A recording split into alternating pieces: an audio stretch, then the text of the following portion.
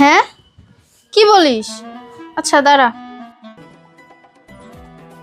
এই ভাইয়া, কালকে যে তুমি আমার সাথে আমার ফ্রেন্ডের বাসায় গেলা, ওর যে ছোট বোন আছে না? কি পছন্দ করে লাইছেন আমারে? আমি জানি তো। দেখ তোর ভাইয়ের চেহারা এত সুন্দর, মাশাআল্লাহ, যে কোনো মেয়ে দেখলেই তো পাগল হয়ে যায়। না, টাকা সহ ওর পার্স চুরি হয়ে গেছে। তো কি তুই কইতে চাইতাছস তোর ফ্রেন্ডের পার্স আমি চুরি করছি? তুই এটা কইতে পারলি? হ্যাঁ, আরে তোর ফ্রেন্ডে তো আমি আমার নিজের বোন মনে করি, আর ওদের বাসারে আমি নিজের বাসা মনে করি। নিজের বাসায় কি কেউ চুরি করে নাকি? হইছে হইছে, এত নাটক করতে হবো না।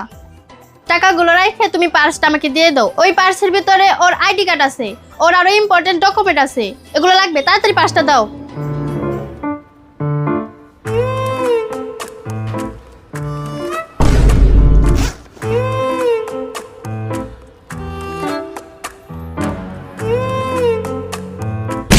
চোর জানি কোথাকার, আমার মানি জোতার কিছুই রাখলো না।